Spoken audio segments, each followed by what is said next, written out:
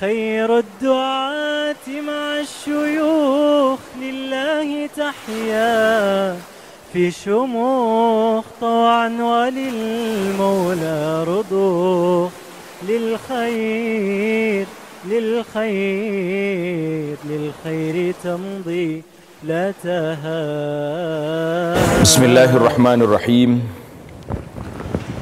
الحمد لله رب العالمين والصلاة والسلام على رسوله الأمين نبينا محمد بن عبد الله وعلى آله وصحبه ومن سار على نهجه واهتدى بهديه واستنى بسنته إلى يوم الدين. أما بعد. Alhamdulillah, syukur kita kepada Allah Azza wa Jalla kerana pada pagi yang bahagia, yang ceria ini kita dapat meneruskan pengajian kita di dalam kitab Mastika Hadis Rasulullah sallallahu alaihi wasallam jilid yang kedua bab salat. Bab salat. Kita telah masuk ke dalam bab salat-salat sunat. Salat-salat sunat. Di dalam siri yang lepas kita dah bincang banyak salat-salat sunat yang telah kita bincangkan. Sambungan lagi pada kali ini dalam naskah Jawi ini, muka surat 228 ataupun cari hadis 151. Mungkin berbeza naskah, yang ruminya, yang lamanya, cari hadis kan. Jadi bagus kita ini di antara cantik dianya, susunan dia tu dia ada nombor hadis yang ke 151. Kita telah tamat perbincangan tentang solat sunat hajat. Solat sunat hajat sudah kita bincangkan. Banyak lagi solat-solat sunat yang digalakkan. Jadi dalam kitab kita ni dia tidak fokus sangat kepada semua jenis solat sunat, kerana dia lebih kepada perbincangan umum dan ringkas. Saya tengok penulisnya rahimahumullah suka menggunakan di nota kaki untuk penjelasan lanjut. Sila tengok kitab fiqh. Jadi itu seolah-olah dia bagi kepada kita ni kunci je. Kunci. Kalau awak nak detail, pergi ke kitab fiqh.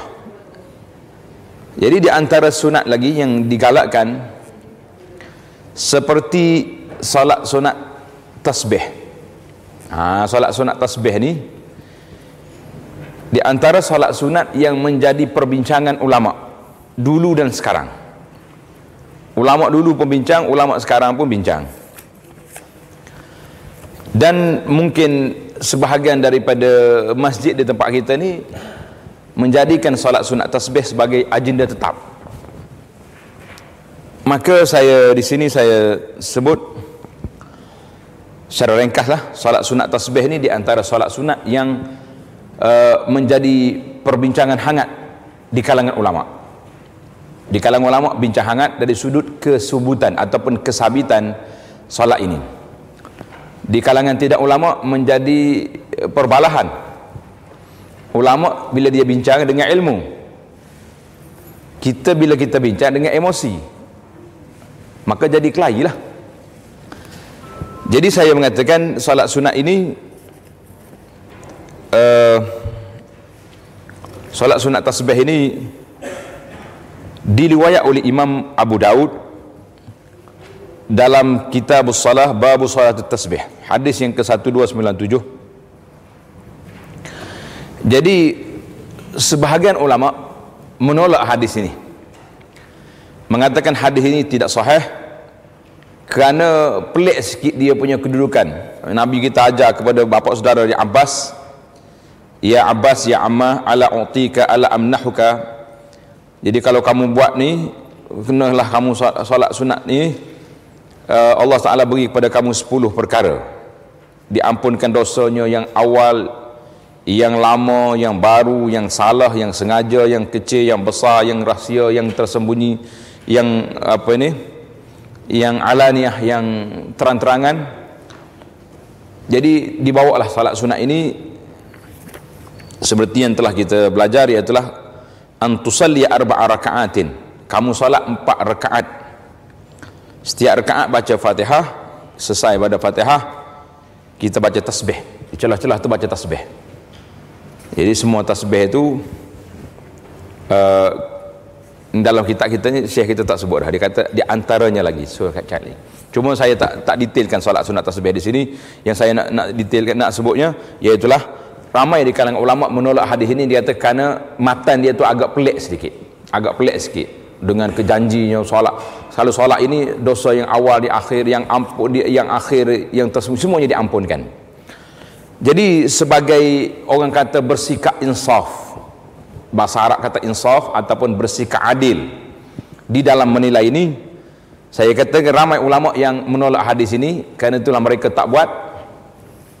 Dan dalam kitab saya ni, kitab ni menarik untuk para pelajar talabatul ilmi, dia beli kitab ni, nama dia Bughyatul Mutatawwi' fi Salatit Tatawwu', mana hadiah kepada orang yang nak buat amal sunat tentang hukum salat sunat. Kitab ini sudah diterjemah dalam bahasa Indonesia di bawah tajuk solat-solat sunat, ditulis oleh Dr. Muhammad Umar Bazamul. Ada dalam bahasa Indonesia, ada warna kuning itu kitab. Jadi saya syorkan supaya kita beli. Sebelum ada bahasa Malaysia apa ada, tapi jarang nak jumpa. Jadi kata Syekh Bazamul, hadis solat sunat tasbih ini telah diterima oleh ramai ulama, di antaranya Abu Bakar Al-Ajuri, Al-Maqdisi, Imam Baihaqi, Ibn Sakan, An-Nawawi, As-Subqi dan lain-lain lagi. Termasuklah sebahagian daripada ulama-ulama semasa. Ada yang menulis kitab khas At-Tanqih lima ja'a fi salat tasbih. Jadi solat tasbih ini solat yang menjadi perbincangan para ulama. Ada yang kata terima, ada yang tak terima. Maka saya nak kata kepada para jemaah, iaitulah kita jangan kelahi dalam masalah ini. Kalau kita nak buat, kita kata ramai ulama yang menerima hadis ini. Kalau kita rasa tak nak buat, kita kata ramai juga ulama yang tak terima. Cuma saya sendiri mengambil pendekatan tawakuf kerana hangat perbincangan tentang sabit tak sabit hadis ini. Wallahu alam. Adapun solat sunat sembahyang isyraq. Sembahyang sunat isyraq tu kalau tengok dalam buku-buku solat sunat memang ada solat sunat isyraq, kan? Solat sunat naik matahari tu. Cuma bila kita perhati dalam buku ini Salatul Bughyatul Mutatawwi' ini diambil daripada kata-kata Ibnu Abbas radhiyallahu anhuma, bahawa solat sunat isyraq itu iaitulah permulaan solat duha. Solat isyraq sendiri itu dikira sebagai permulaan solat duha, bermula setelah naiknya matahari dan melepasi waktu larangan. Tuan-tuan dan puan-puan boleh tengok di kalender ataupun di masjid, kan dia ada waktu solat tu. Itu dia tulis kat situ syuruk. Syuruk tu maksudnya terbit matahari. Bila terbit matahari artinya tamat waktu solat subuh. Siapa yang tak solat subuh lagi bermakna dia telah berdosa, kecuali dia tidur mati. Kata orang tidur sungguh lah. Tidur mati ni jam dia bunyi pun dia tak sedar, handphone bunyi pun tak sedar, anak dia kejut pun tak bangun. Tak. Itu dia panggil tidur mati. Jadi tidur sungguh itu tak berdosa sebab orang tidur. Maksudnya waktu isyraq itu, waktu syuruk itu, waktu naik matahari, berarti tamatlah waktu solat subuh. Dan jangan lagi solat. Ada setengah orang dia tengok peng bunyi ting apa ni syuruk itu, bangun solat lah. Itu waktu larangan. Waktu larangan solat. Jangan salah faham di sini. Jadi bila kita boleh solat? Jawabnya setelah melalui paling minima yang setakat yang saya belajar daripada ustaz-ustaz kita bahagian falak, dia kata paling minima dia kena pergi 30 darjah sudut, maknanya lebih kurang dalam 10 minit. Maknanya kalau pukul 7 syuruk, kita kena tambah 10 minit lagi, barulah kita boleh mula solat. Solat apa tu? Iaitulah permulaan solat duha. Permulaan solat duha. Kemudian kalau kita nak tambah lagi, cantik, kita tambah lagi beberapa minit, lebih daripada 10 lah, 15 minit. Ada hadis di sini, dalam hadis yang Abi Umamah radhiyallahu anhu, man shalla salat as-subhi fi jama'at fi masjid jama'ah. Tengok tanda.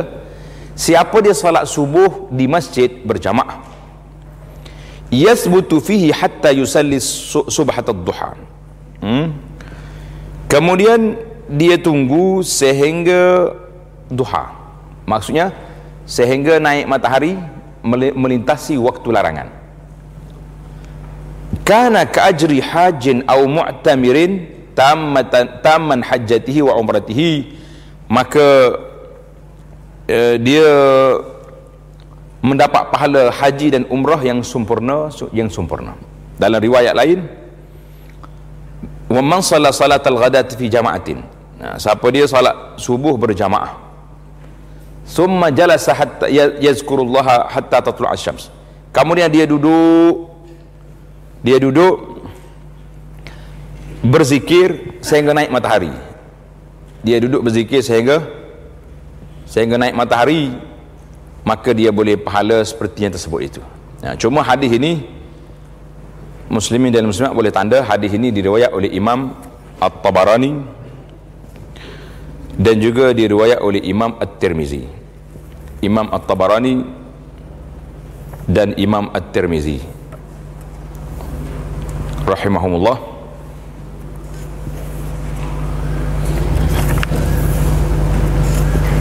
Hadisnya tanda situ. Ada sebagian ulama mengatakan hadis ini hadis yang Nabi kita duduk sampai naik matahari itu sahih. Hadis cuma tambahan tu, pahala mendapat haji yang sempurna tadi, ada yang mengatakan tambahan itu tidak sabit. Tetapi ada yang para ulama mengatakan, contohnya dalam kitab saya ni, Muhammad Umar Bazamo ni seorang profesor dalam bahagian hadis di Jami'ah Ummul Qura, dia takhrij, dia kata di sini hadisun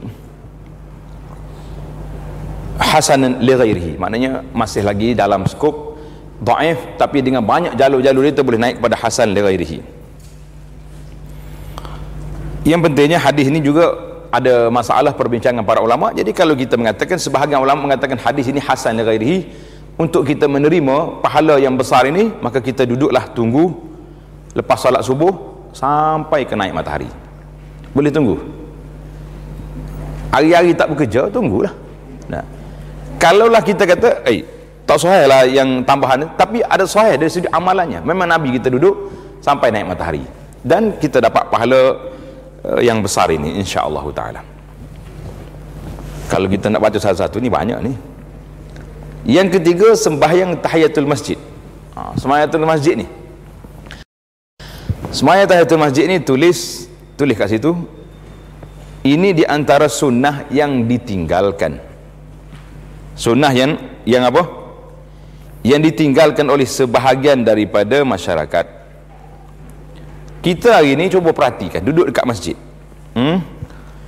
Duduk di masjid, tengok berapa orang masuk masjid.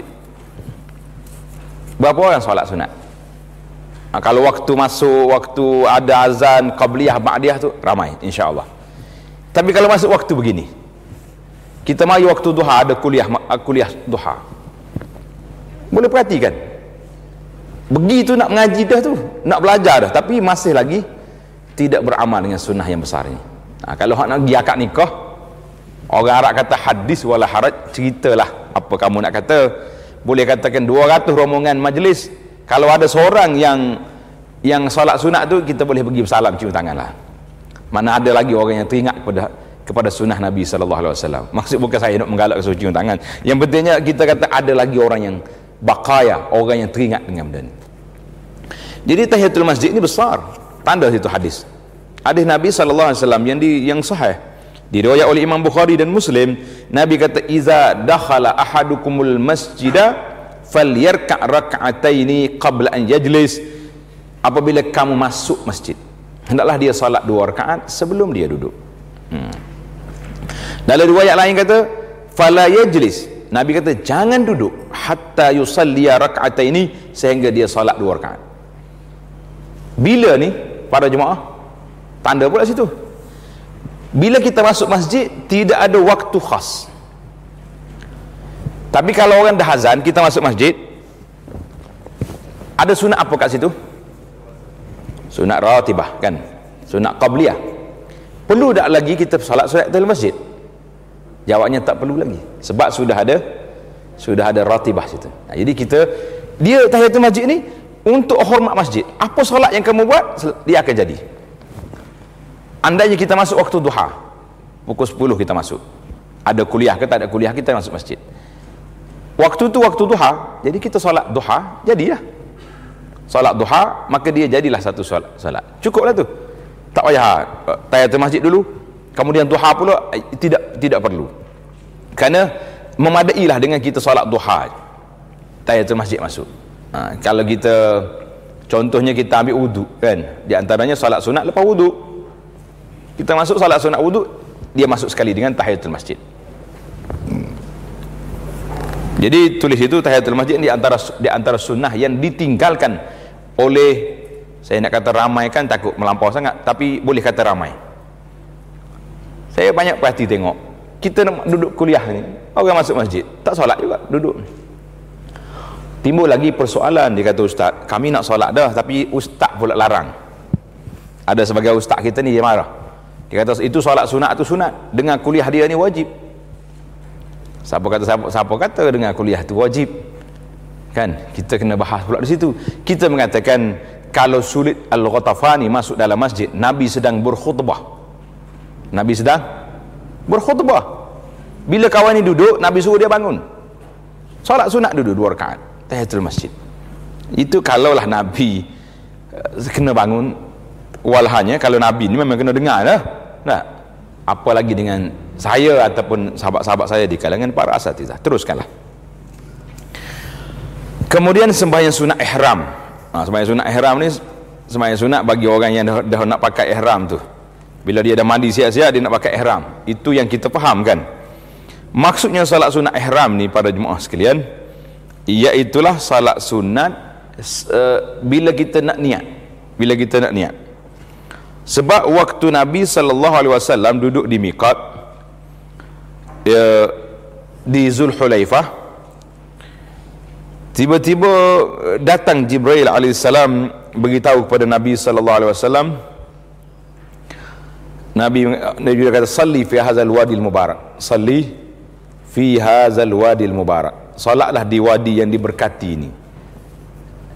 Salat sunat, salat di wadi yang diberkati. Itu dia panggil salat sunat yang diberkati. Kata Nabi SAW, atani laylata atin min rabbi faqal salli fi hadzal wadi al mubarak wa qul umratun fi hajjatin.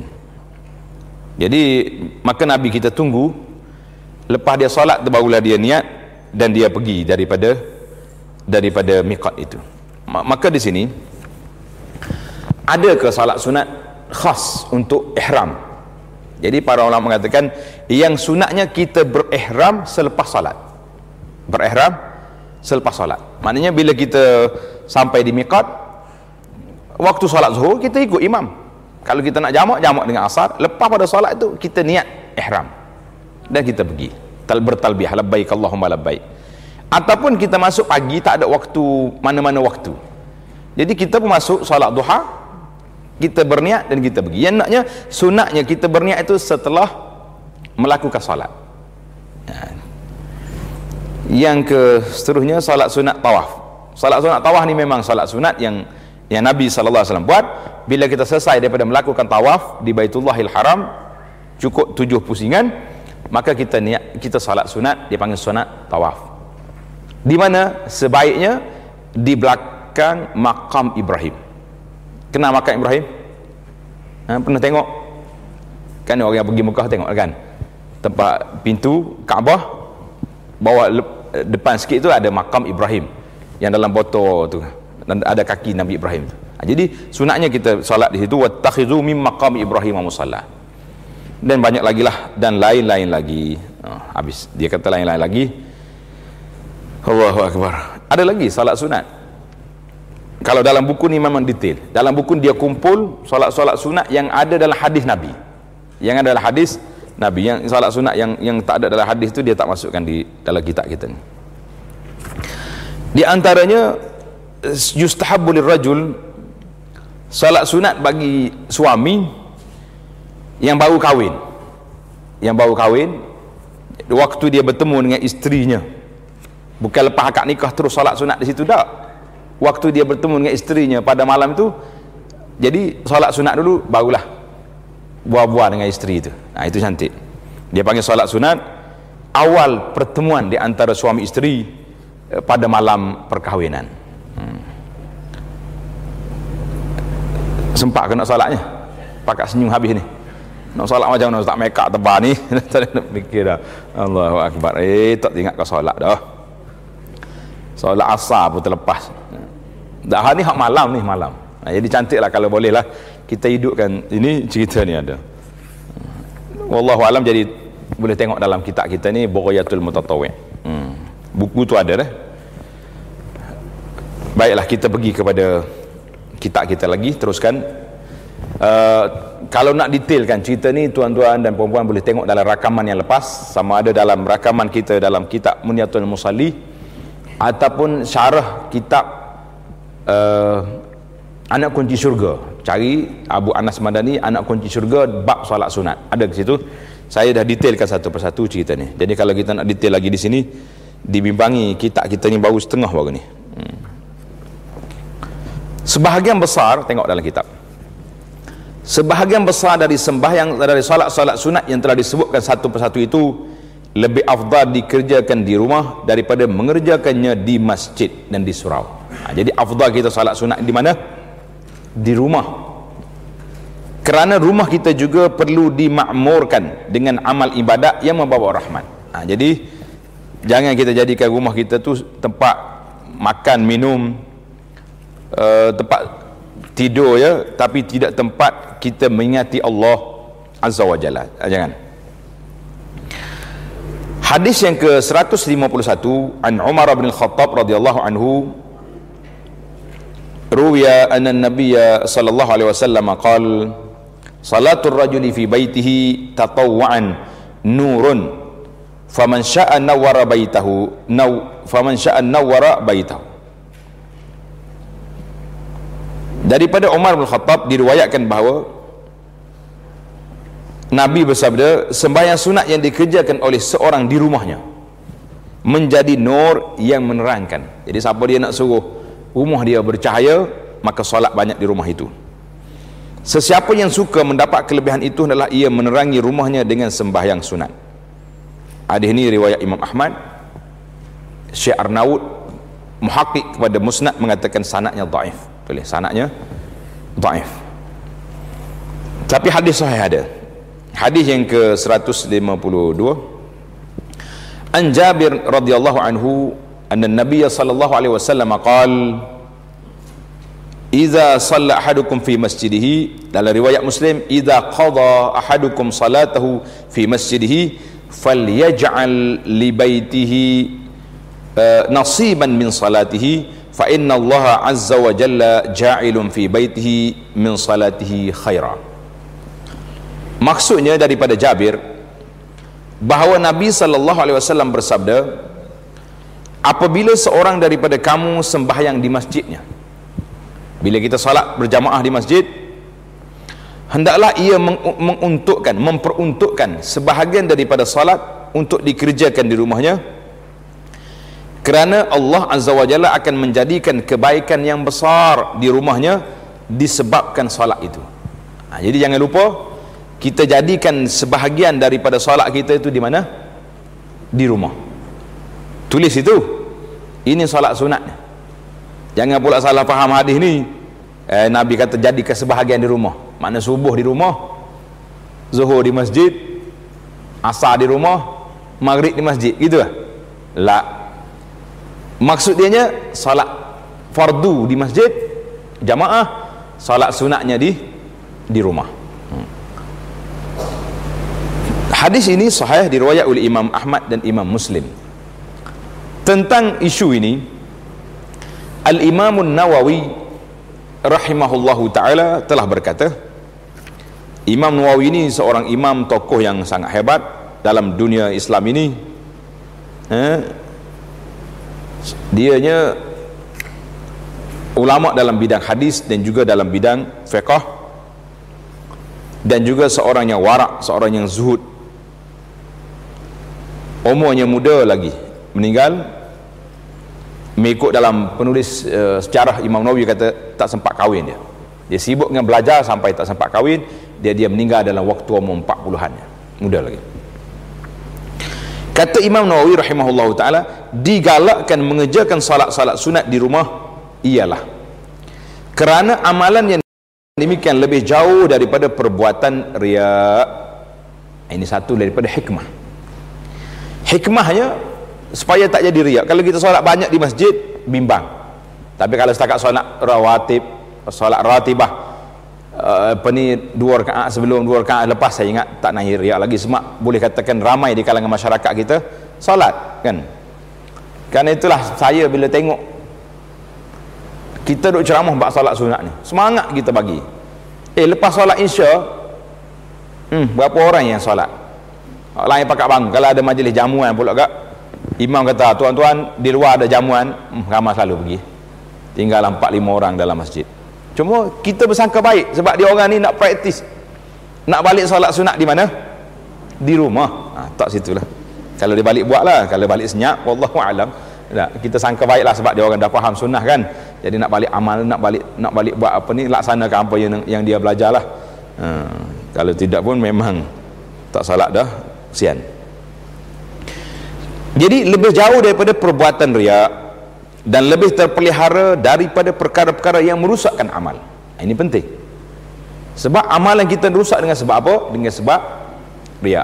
Nabi sebut dalam hadis asyirkul khafi, syirik yang tersembunyi dalam ibadat kita, meruntuhkan amalan. Satu, tulis letak nombor 2. Juga supaya rumah orang yang mengerjakannya beroleh berkat. Kita nak sangat berkat rumah kita kan, biar turun berkat dalam rumah, ada salat, dan dapat pula menerima turunnya rahmat dan malaikat. Rahmat turun, para malaikat hadir ke rumah kita, serta terhindar daripada angkara syaitan. Berapa faedah kelebihan ada? Banyak kelebihan kan. Rumah kita jadi tempat turunnya rahmat, tadahan rahmat Allah Azza wa Jalla. Dalam hadis yang lain, tanda sini, kata Nabi SAW, fa in afdalus salati salatul mar'i fi baitihi, solat yang afdal iaitulah solat di rumah. Fasallu ayyuhan nas fi buyutikum, solatlah kamu semua wahai manusia, salat sunat itu di rumah kamu.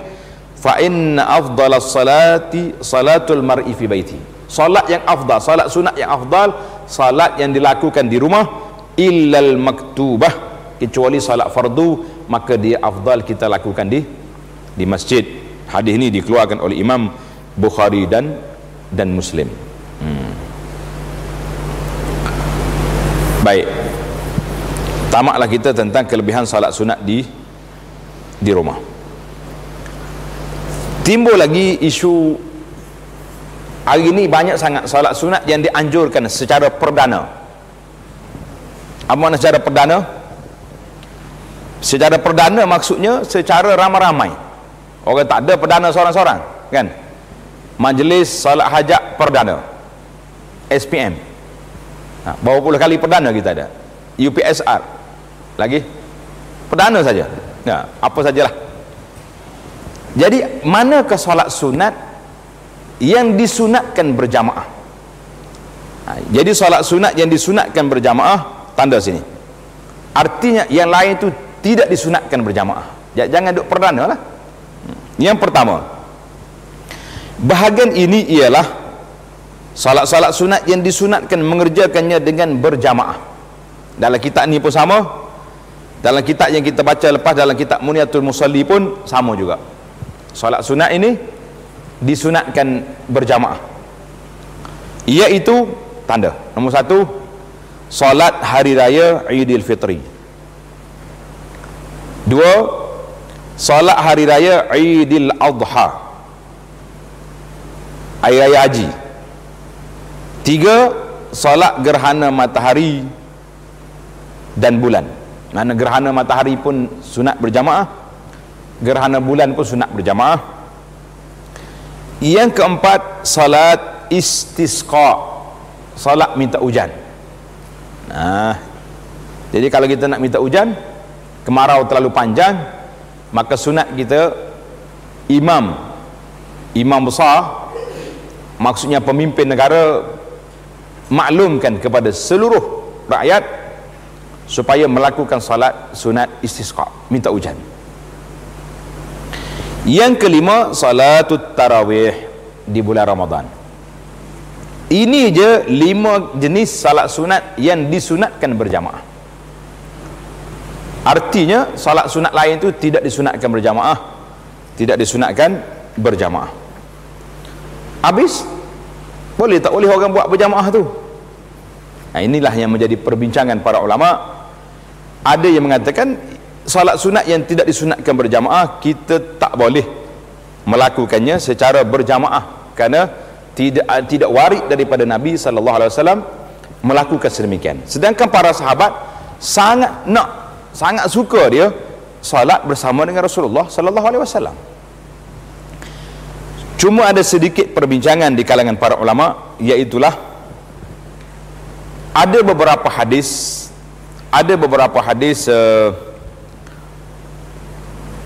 Nabi kita SAW pergi ke rumah beberapa orang sahabat.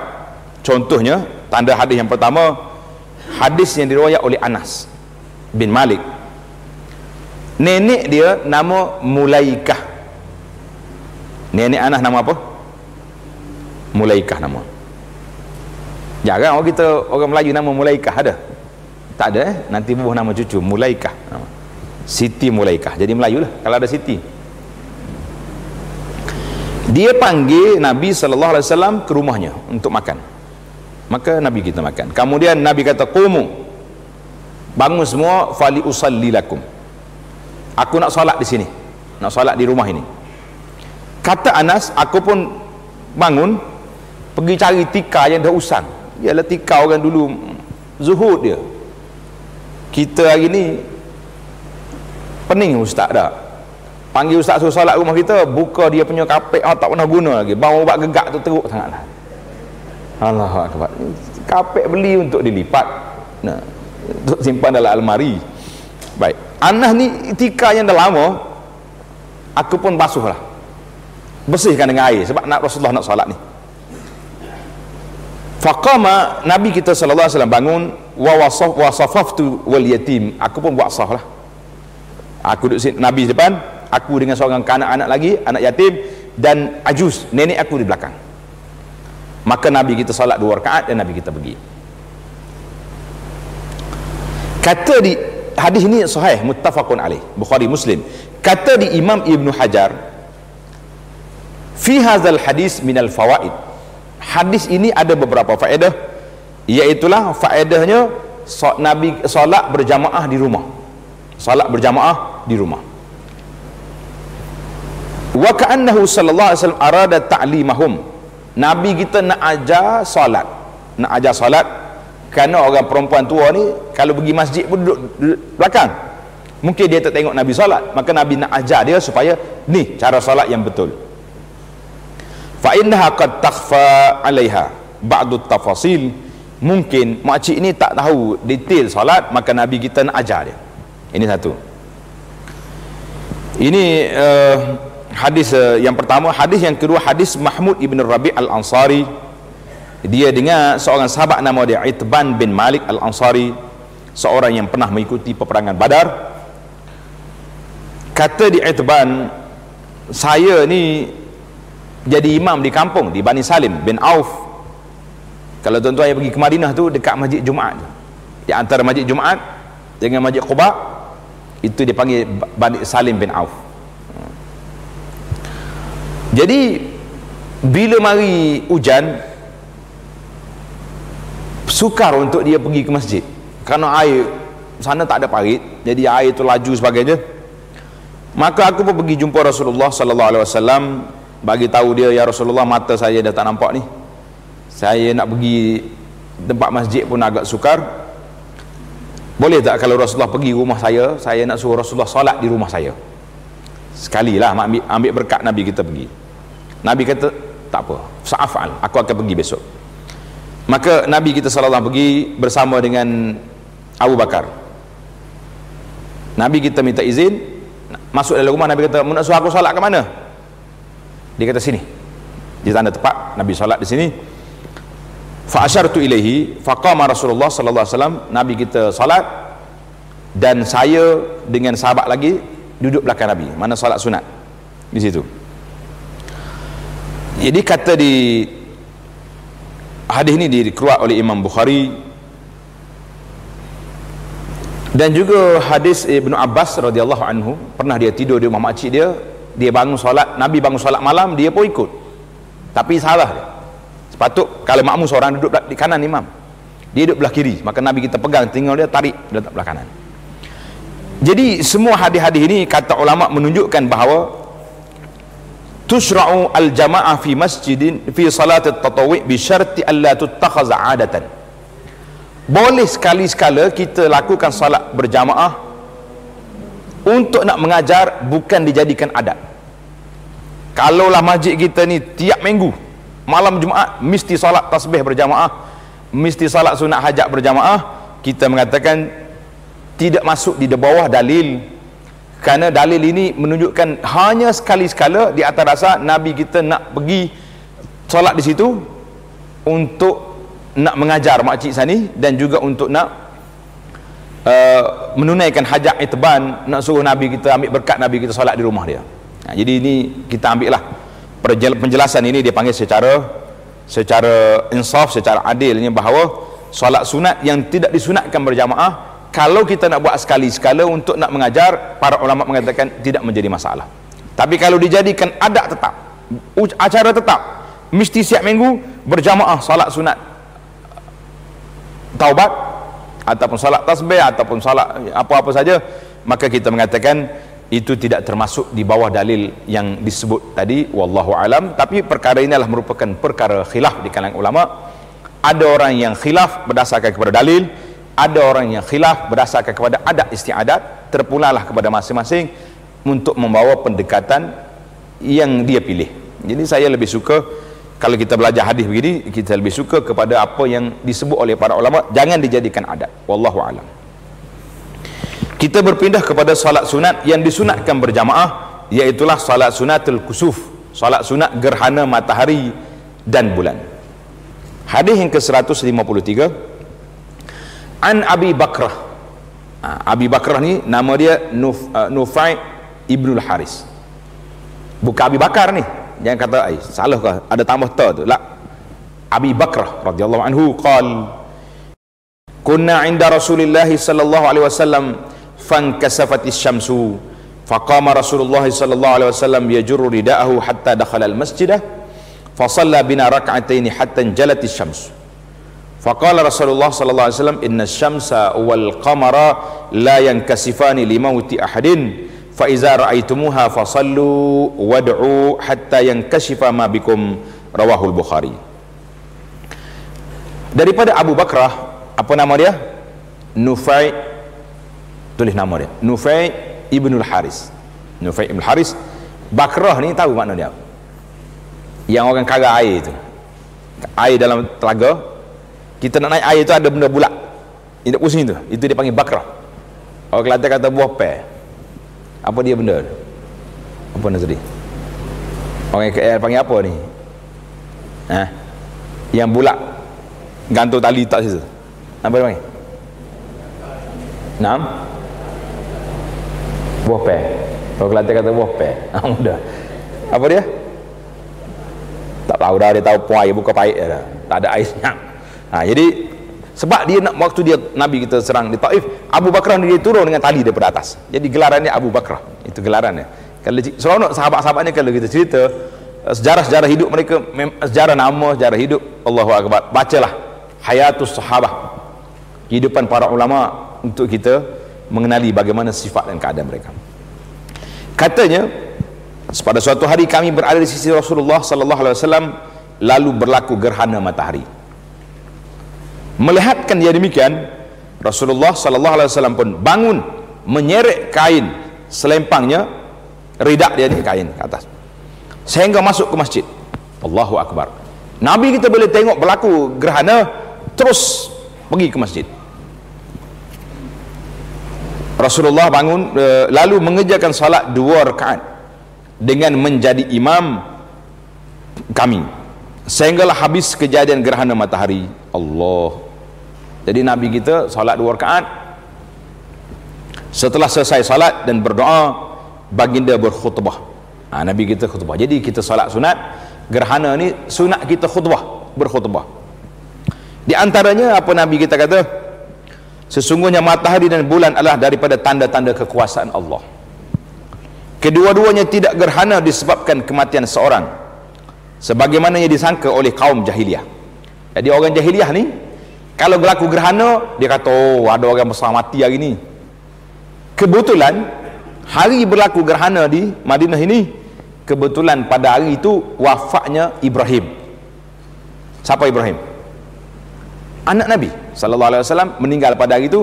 Jadi orang pun dah sibuk, oh Ibrahim mati, gerhana. Ini sekarang ni dia panggil viral lah. Kalau mati tokoh-tokoh ni, ambil lalu tengok langit ada gambar, ada tulisan Allah, langit ada oh macam-macam, burung datang. Ini semua ni cerita-cerita wallahu alam. Tak usah duduk kait dengan apa-apalah. Orang yang mati itu Allah Ta'ala yang tahu di mana tempat duduk mereka, dan kita mengharapkan mereka duduk di bawah rahmat Allah Azza wa Jalla. Pelik-pelik ni. Tunjuk gambar tu, gambar ni. Waktu hari lain pun saya tengok ada juga tulisan Allah dekat awan tu. Tak ada mati siapa-siapa pun tak. Jadi kita pasal hari tu duduk cari cerita, jumpalah. Awan tu macam-macam tulisan. Kuasa Allah Azza wa Jalla. Ada cerdik pula, dia edit pula, lagi tambah kuat. Bukan sakat tulisan, sekali dengan tangisan lagi. Langit juga menangis. Bakat alihimus sama. Baik. Nabi kata walaupun Ibrahim mati, wafatnya Ibrahim pada hari tersebut, Nabi kata gerhana ini bukan sebab kematian seorang ataupun dengan sebab kelahiran seorang. Ada riwayat lain. Oleh itu, apabila kamu melihat kejadian gerhana yang merupakan salah satu tanda kekuasaan Allah, hendaklah kamu sembahyang dan berdoa sehingga selesai kejadian gerhana yang kamu hadapi itu. Jadi kalau kita nak solat lama, tengok dalam hadis ni berapa lama dia solat. Hadis riwayat Bukhari. Dalam hadis yang berikut dijelaskan lagi, Ani bin Umar radhiyallahu anhuma anna Nabiy sallallahu alaihi wasallam qala inna asy-syamsa wal qamara la yakhsifani li mauti ahadin wala li hayatihi walakinnahuma ayatan min ayatillah fa iza ra'aitumuha fasallu. Rawahul Bukhari wa Muslim. Maksudnya, sesungguhnya matahari dan bulan tidak gerhana disebabkan kematian seorang, dan tidak juga kerana hidupnya, kerana kelahiran seseorang. Tak ada sebab siapa-siapa. Tetapi matahari dan bulan itu ialah dua tanda daripada tanda-tanda kekuasaan Allah. Jadi kita kena ingatlah, bila berlaku gerhana bermakna ini ada satu benda yang berubah perjalanannya. Bahasa matahari gini tiba-tiba jadi macam ni. Jadi kita kena ingat kuasa Allah. Oleh itu, apabila kamu melihat gerhana, salah satu daripadanya, keduanya hendaklah kamu solat, pergi solat. Saya dengar cerita lah orang tua-tua cerita zaman dulu, dia tak mengaji, bila berlaku gerhana ni masing-masing ada yang pukul, cari tank kosong, pukul ke depan. Mana dia dengar matahari duduk atas, tak dengar pun dia tak ada benda. Yang kita naknya munajat pada Allah Azza wa Jalla. Hadis ini dan hadis yang lain yang lalu menerangkan bahawa umat Islam disyariatkan mengerjakan sembahyang gerhana yang tersebut oleh kerana secara kebetulan ada cerita. Pada hari berlakunya gerhana matahari itu, putera baginda sallallahu alaihi wasallam, iaitulah Sayyidina Ibrahim yang berusia setahun lebih, meninggal dunia. Dan oleh kerana itu ada orang yang mengatakan berlakunya gerhana matahari pada hari itu disebabkan kematian Ibrahim, putera Nabi sallallahu alaihi wasallam. Maka Rasulullah sallallahu alaihi wasallam menolak kepercayaan karut itu dengan menegaskan dalam khutbahnya bahawa matahari dan bulan tidak gerhana disebabkan kematian seseorang dan tidak juga disebabkan kelahiran seseorang. Jangan. Ditegaskan lagi bahawa matahari dan bulan hanyalah makhluk-makhluk yang diciptakan oleh Allah Azza wa Jalla, pencipta seluruh alam, dan dialah yang menentukan peredarannya. Bagi kitanya kena ambil pengajaran dan ibrah. Jelasnya, apabila peredaran bumi dan bulan sampai pada satu peringkat yang tertentu, berlakulah gerhana matahari. Dan apabila sampai kepada satu peringkat yang lain, berlaku pula gerhana bulan, sebagaimana yang sedia diketahui di dalam ilmu falak. Ilmu falak. Dalam khutbahnya pada hari itu, Nabi SAW mengingatkan umatnya mengenai perkara-perkara yang membawa keselamatan di dunia dan di akhirat. Tengok, antara lain maksud isi kandungan khutbah itu, wahai umat Muhammad sallallahu alaihi wasallam, kalaulah kamu mengetahui apa yang aku tahu, sudah tentu kamu akan ketawa sedikit dan menangis banyak. Allahu Akbar. Kalau kita tahu, Nabi kata kalau kita tahu sepertinya dia tahu, kita akan menangis ya. Tapi oleh kerana kita sebahagiannya tahu, tapi kenapa tak menangis? Sebab buat-buat tak tahu. Itu masalah kita. Kita tahu tak tahu kita nak mati? Tak tahu. Siapa kata tak tahu? Kita ni spesies yang tak mati. Mati. Nah, kita tahu tak kita akan masuk dalam kubur? Kita tahu tak kita akan duduk dengan siapa dalam kubur? Tapi kita tak menangis juga. Sebab tu saya kata kita ni tahu dah juga, tapi buat-buat tak tahu. Nabi kata kalau kamu tahu, maknanya yakin, seperti yang Nabi kita yakin, la dhahiktum qalilan wala bakaitum katsiran, kamu akan menangis banyak, ketawa sikit. Kita hari ni nak sallallahu alaihi wasallam dah banyak je ketawa, pagi sampai gelap duk ketawa je. Menangis dak? Nangis juga kalau hilang barang. Insya-Allah orang-orang yang beriman, mempunyai hati yang baik, kan, biasa kita akan menangis dalam solat kita, dalam munajat kita, dalam istighfar, kita akan menangis di hadapan Allah Azza wa Jalla. Tak payahlah duduk sibuk-sibuk bagi tahu dengan orang, saya baru sudah menangis ni. Ya.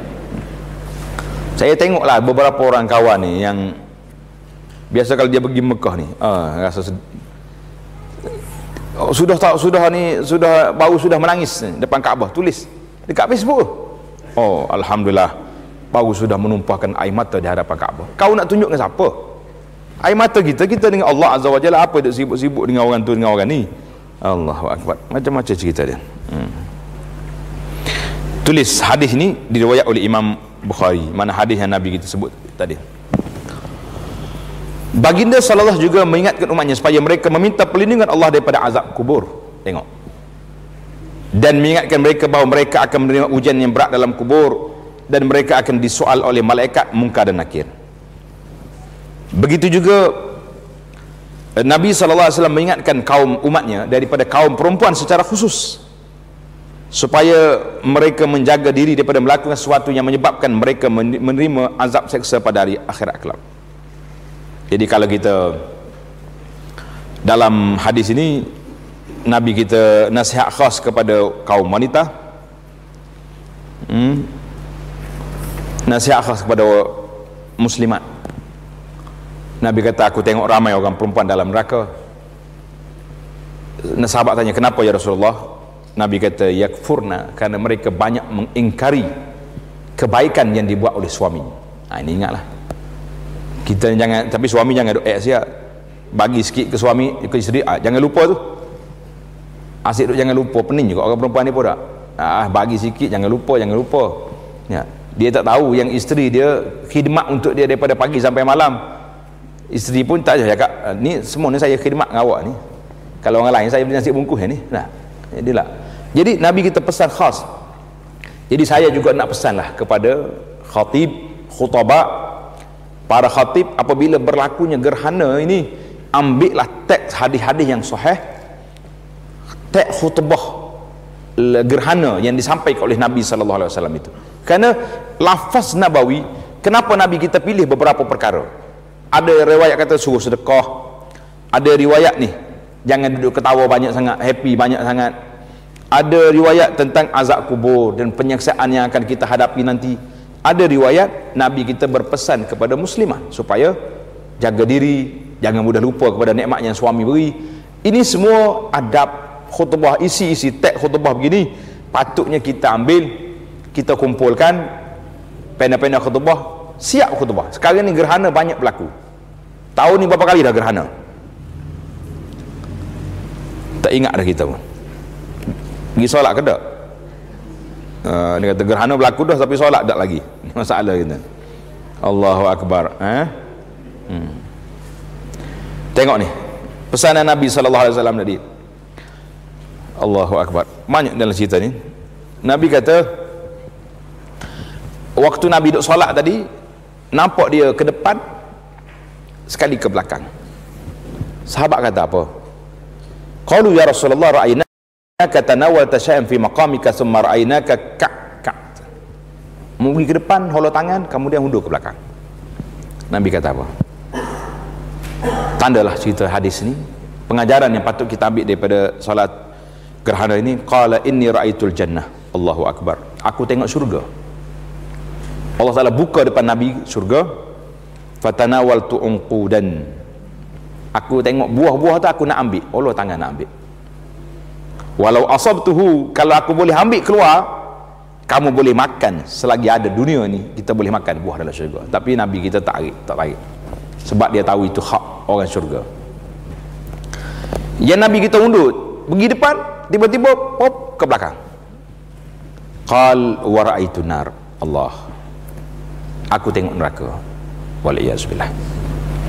Falam ara manzaran kal yaumi qattu afza. Nabi kata aku tak pernah tengok satu pandangan yang cukup dahsyat pada hari ini.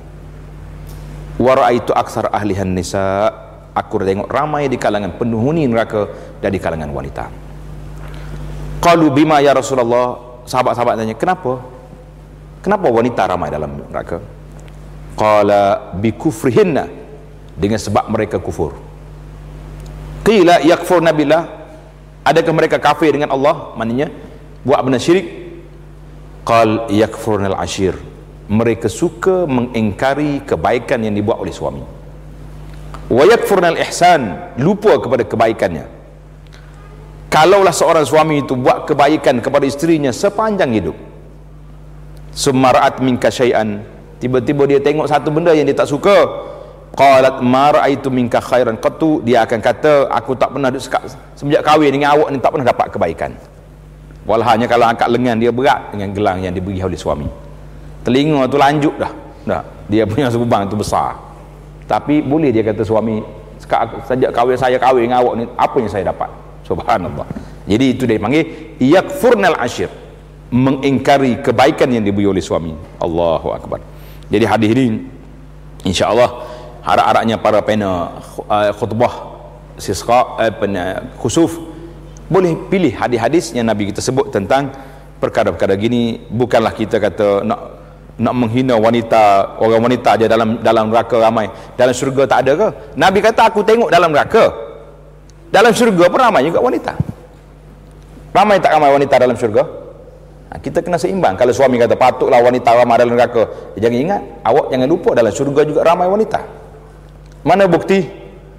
Mesti muslimat nak bukti tak? Baru sedap lawan sikit.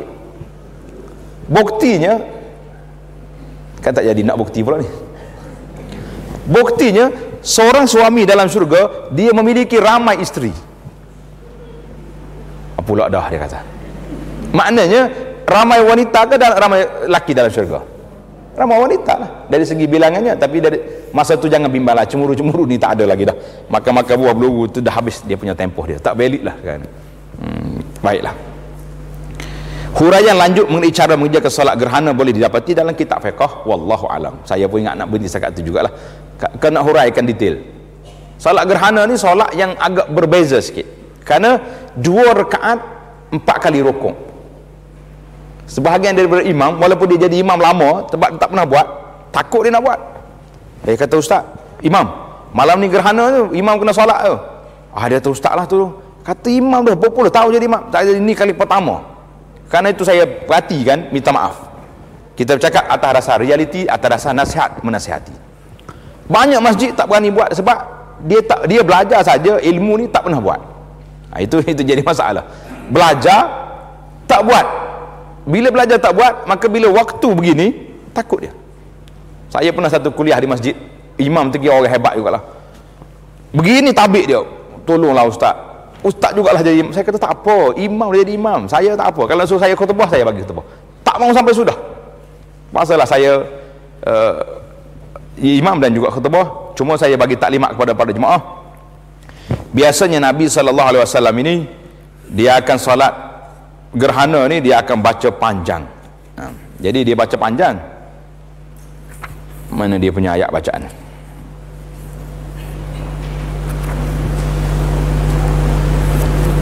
Sifatul salat. Dia semayang 2 rakaat dan Nabi kita baca panjang dia punya bacaan. Jadi saya kata malam ni insya-Allah saya akan baca surah Al-Baqarah. Surah Baqarah. Jadi ada orang bagi tahu lepas ustaz akad takbir tadi ramai lari turun. Dia kata Baqarah ni 2 juzuk setengah. Saya tak kata saya nak baca semua Baqarah, 5-6 ayat je dalam surah Baqarah, tapi nak ceritanya punyalah takut tu. Allahu akbar. Apa ini? Pasal tu kita ada psikologi jangan duk kacau orang lah. Jadi sembahyang sunat gerhana ni pelik sikit. Kita angkat takbir Allahu akbar, baca Fatihah, kemudian baca surah, kita rokok. Rokok, bangun semula, takbir, baca Fatihah balik dan baca surah semula. Lepas tu baru rokok yang kedua, barulah kita pergi ke ya, tidak baru sujud. 2 rakaat 4 kali rokok. Ingat, itu dipanggil. Sebab apa dia jadi pelik lagu ni? Sebab memang dia pelik pun. Kan gerhana matahari itu pelik, maka solat dia pun agak berbeza daripada yang lain. Alhamdulillah. Itulah di antara solat sunat.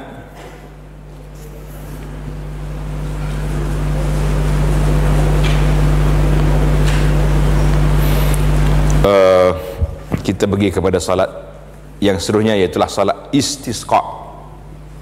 Apa makna istisqa? Salat minta hujan. Kita di tempat kita ni jarang salat istisqa, kan? Sebab apa jarang? Sebab hujan dah banyak sampai mereka nak minta ampun, terlalu banyak hujan dah. Biasanya orang tak mau hujan ni bukan salat sunat minta hujan, salat hajat tak mau hujan. Ada tak? Ada. Bila dia buat kenduri, dia pergi jumpa ustaz, dia tahu ustaz tolong solat sunat. Solat sunat apa? Solat sunat jangan hujan. Terbalik kata ni. Yang dalam sunnah Nabi ajar solat sunat istisqa, solat sunat minta hujan. Dia nak solat sunat jangan hujan. Saya kata tak boleh. Tak boleh ustaz, tak boleh. Sebab nanti hujan merajuk kan mati kering kita. Jadi masalah. Hujan merajuk, aku nak turun hujan kau tak mari. Tak payah turun, kering, jangan. Allah, tuan-tuan kena ingatlah, hujan ni Allah SWT turunkan sebagai rahmat kepada kita. Tetapi kalau banyak sangat maksiat, hujan turun mungkin tidak jadi rahmat, dia jadi bala pula. Jalannya jam, bangunan tenggelam dan macam-macam lagi lah, harta benda rusak. Baik, kita ambil cara ringkas sembahyang sunat istisqa minta hujan. An Abdullah bin Zaid al-Ansari radhiyallahu anhu anna Rasulullah sallallahu alaihi wasallam kharaja ila al-musalla yastasqi wa annahu lamma arada an yad'uwa istaqbala al-qiblata wa hawwala ridaa'ah. Rawahu Muslim.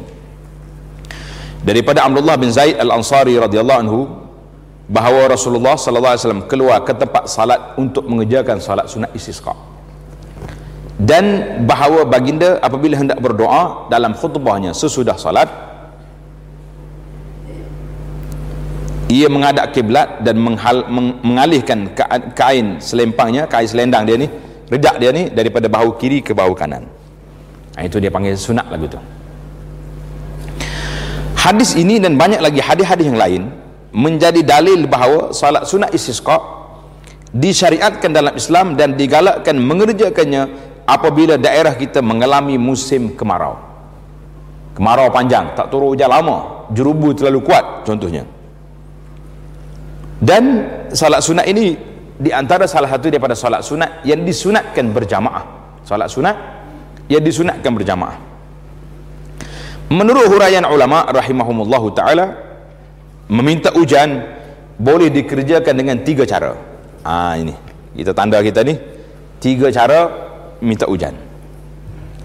Yang pertama, berdoa saja dengan tidak mengerjakan salat. Contohnya kita kita berdoa, Allahumma aghithna, Allahumma askina ghaisan hani'an mari'an. Jadi kita minta, ya Allah turunkanlah kepada kami hujan. Itu kita doa saja tanpa salat. Satu. Yang kedua, berdoa meminta hujan dalam khutbah Jumaat atau sesudah mengerjakan salat fardu. Ini lebih afdal daripada cara yang pertama. Jadi ada kalanya sebagaimana Nabi SAW sedang berkhutbah. Nabi tengah khutbah, datang seorang sahabat bagi tahu kepada Rasulullah sallallahu alaihi wasallam, ya Rasulullah, halakatil amwal. Dia kata, ya Rasulullah, binasa habis dah, harta benda kita kering habis dah, ambil pun tak ada susu dah. Contoh dia bagi tahu kepada Nabi sallallahu alaihi wasallam. Apa jadi? Nabi tengah khutbah. Maka pada ketika itu Nabi kita berdoa dalam khutbah dia. Nabi kita berdoa dalam khutbah, minta Allah SWT turunkan hujan. Apa jadi para jemaah? Kata di rawi hadis ini, dia kata bila Nabi berdoa, kita mari tadi panas terik, keluar daripada masjid lepas solat Jumaat, hujan turun. Itu cara yang kedua. Jadi imam-imam kita boleh solat sunat istisqa, boleh berdoa terus di dalam khutbah dia Jumaat.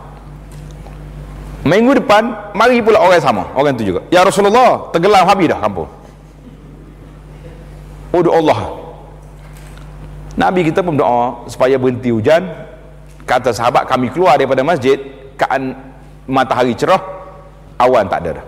Itu doa Nabi SAW. Jadi kita hari ni pun alhamdulillah, setakat pengalaman saya lah duduk di Madinah, mula-mula kita pergi nampak sungguh bila raja dia King Istihar pada hari Isnin kita akan lakukan solat istisqa seluruh negara hari Isnin, dan dimintalah supaya rakyat ini berpuasa dulu sebelum solat istisqa, berpuasa. Biasanya kalau dia istihar pada hari Jumaat tu, kena istisqa pada hari Senin, kita nampak hari Ahad tu awan dah gelap, belum solat lagi, mendung awan, dan berlaku hujan pada waktu itu. Kemudian di zaman mutaakhir sedikit, berbeza dengan zaman awal yang saya pergi, kadang-kadang 3 kali istisqa, langit macam biasa, tak berubah. Itu ada keadaan-keadaan yang kita kadang-kadang kita rasa sebab tengok Allah SWT nak kepada hamba dia perlu pada rahmat, dia hantar mari. Dan kita juga kadang-kadang kebimbangan apabila istisqa dilakukan 2-3 kali setitik hujan tak turun. Itu semua tanda-tanda Allah SWT beri peringat kepada hamba dia bahawa hujan ini hak aku, rezeki kamu di tangan aku akan turunkan rahmat apabila rahmat itu layak untuk kamu terima sebaiknya, ataupun Allah Ta'ala beri peringatan kepada kita bahawa kamu banyak melakukan mungkar dan maksiat, hapuskan kemungkaran untuk kita menerima rahmat Allah SWT. Jadi ingat, kita bukan suka-suka dalam bab gini. Yang ketiga, inilah yang lebih sempurna, iaitu mengerjakan salat 2 rakaat dan 2 khutbah. Jadi khas kita seperti dalam hadis Abdullah bin Zaid ini, Nabi kita keluar ke musalla. Musalla, maknanya musalla itu luar masjid. Musalla al-Eid, di salat di tengah padang. Salat di tengah padang. Sebelum itu masing-masing adalah bertaubat, bersedekah, berpuasa, dan menumpukan perhatian kepada perkara yang baik dan menjauhkan perkara yang jahat. Huraian lanjut mengenai sembahyang ini boleh dapati dalam kitab fiqh, wallahu alam. Relax ya cara dia. Nak detail pergi. Yang penting dia nak iqrar di sini ada satu sunat nama dia istisqa. Jadi dalam hadis ni ada Nabi SAW bila dia solat istisqa khas, dalam khutbah dia, khutbah biasalah kan, khatib akan tengok kepada makmum. Bila nak berdoa, lamma arada an yad'u, bila nak berdoa, Nabi kita pusing ke arah kiblat. Atas mimbar, dia berpaling ke arah kiblat. Nabi kita berdoa, selepas berdoa, hawala rida'hu, dia pusing dia punya kain. Mana kain nak kiri ke kanan, kanan ke kiri. Jadi kalau kita pakai serban, kita nak pergi solat isya sekok tu pakai serban gini senian. Sudah solat tu pakai pusing selalu. Kalau serban tak ada, macam mana nak pusing? Ambil kepiah kita balik ke atas. Boleh jugalah. Jadi sebab nak suruh nampak kita, Nabi kita suruh keluar, nak pergi keluar isya sekok tu mutakhazzilan mutakhasyian, keluar dalam keadaan khusyuk, keluar dalam keadaan kita ni nampak berhajat kepada rahmat Allah Azza wa Jalla. Jangan buatlah kalau ada orang tulis solat sunat minta hujan perdana, saya kata hapuskan perdana itu. Perdana ni nampak sangat kita, nampak gah dia panggil. Kita solat sunat mutawadhi' kepada Allah Azza wa Jalla. Wallahu alam. Yang terakhir dalam bab kita ni solat sunat mutlak. Ada ke nama solat sunat mutlak? Ada. Nanti ada orang saya, dia tahu lagu mana ustaz solat sunat mutlak ni? Sudah kita. Solat sunat mutlak di maknanya solat sunat tak ada kaitan dengan waktu, tak ada kaitan dengan apa-apa. Itu dipanggil solat sunat mutlak. Bahagian yang ketiga iaitulah solat sunat mutlak, solat sunat yang tidak berwaktu dan tidak bersebab. Kita ingat dalam perbincangan kita daripada awal solat sunat tadi, kita dah bincang bahawa solat sunat ni ada 3 kategori, kan? Ada solat sunat yang disunatkan kita lakukan secara seorang, dan ada tempatnya sendiri dan ada waktunya. Seperti solat sunat rawatib. Mana waktu? Waktu dia sebelum solat fardu, lepas solat fardu, kan? Solat sunat yang bertempat di mana? Solat sunat tahiyatul masjid, solat sunat tawaf di Mekah je boleh. Nanti dia masuk masjid negara, solat apa tu? Solat sunat tawaf. Mana ada orang tawaf sini? Tak ada orang tawaf di sini, Mekah. Itu dia panggil solat sunat bertempat, berwaktu, lepas wudu, duha, tahajud, itu berwaktu. Dan solat sunat juga berwaktu, bertempat dan berjamaah. Macam kita sebut 5 solat jemaah tadi, kan? Ada satu lagi dipanggil solat sunat mutlak, solat sunat yang tidak berwaktu dan tidak bersebab. Tak ada waktu, tak ada sebab. Cuma kita nak solat lillahi ta'ala, Allahu Akbar, solat. Sembahyang sunat mutlak, maknanya solat sunat yang tak ada terikat mana-mana, itu mana mutlak. Macam kita kata air mutlak. Ni air mutlak, mana air bersih tu air mutlak, tak bercampur dengan apa-apa, itu dipanggil air mutlak. Kalau bercampur dengan teh, air teh. Kalau campur dengan kopi, air kopi, kan? Itu dipanggil air lain. Campur dengan air mawar, jadi air mawar. Itu dipanggil tidak mutlak, maknanya air yang sudah bercampur. Jadi solat sunat mutlak mana solat sunat saja nak solat. Solat sunat mutlak boleh dikerjakan sebanyak 2 rakaat paling minima, dan boleh dikerjakan lebih daripada itu, tidak terhad bilangannya. Solat je. Hari ni aku tak nak pergi mana-mana, habis nak solat. Solat 2 rakaat, 2 rakaat, 2 rakaat. Boleh dikerjakan pada siang hari dan pada waktu malam, kecuali waktu-waktu makruh, waktu-waktu larangan mengerjakan solat sunat padanya. Jadi waktu larangan, berapa waktu ada waktu larangan? 5 waktu. Waktu larangan ada berapa? Kata ada 5 waktu. Jadi waktu awal daripada solat subuh sampai ke naik matahari, 1. Kemudian di antara waktu naik matahari itu syuruk kepada betul-betul naik matahari, itu waktu larangan keras dia panggil. Sebab apa? Sebab waktu tu waktu syaitan sedang sujud kepada matahari. Itu dipanggil waktu larangan. Yang ketiga, waktu sebelum masuk waktu zuhur. Lebih kurang dalam 10 minit nak zuhur lagi, sebelum zawal syams. Waktu tengah-tengah langit. Dia kata waktu asyamsu fi kabidis sama, waktu matahari sedang berada di tengah langit. Sebelum zawal. Zawal tu mana dah condong. Waktu itu waktu larangan juga. Yang ketiga, waktu selepas salat asar sehingga kuning matahari. Matahari kekuningan. Waktu yang kelima itu waktu keras, iaitu bermula waktu kuning sehingga betul-betul matahari jatuh, karena waktu itu waktu syaitan sedang sujud kepada matahari.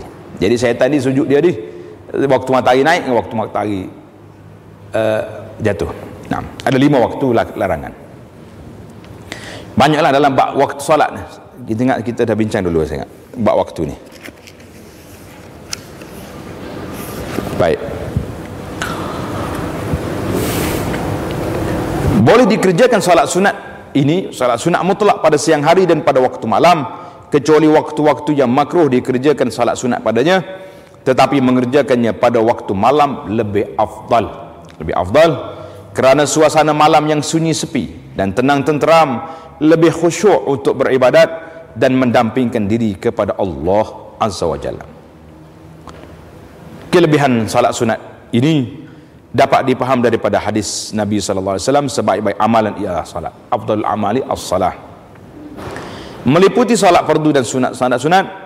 Huraian lanjut mengenai sembahyang sunat mutlak ada dibentangkan dalam kitab fiqh, wallahu alam. Jadi para jemaah sekalian, saya syorkanlah beli kitab ni untuk nak kenal salat sunat. Nama dia Bughyatul Mutatawwi' fi Salatit Tatawwu'. Jadi dalam bahasa Malaysia sudah ada terjemahan, insya-Allah. Yang saya punya belum siap lagi.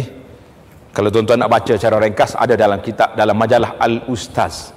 Majalah Al-Ustaz, kita tajuk dia satu hari satu sunnah. Itu kita dah kumpul sini apa amalan yang patut kita buat dalam seharian. Masih lagi lah bersiri. InsyaAllah kalau dah siap kita akan bukukan nanti. Tapi jangan tunggu siap lah. Saya nak tunggu solat sunat pun nanti siap buku Ustaz dulu. Tak tahu siap bila. Jadi solat dulu lah, jangan tunggu siap dulu. Allahu Akbar. Jadi tamaklah perbincangan kita dalam bab ini. Kita akan masuk kepada bab sujud tilawah dan sujud syukur.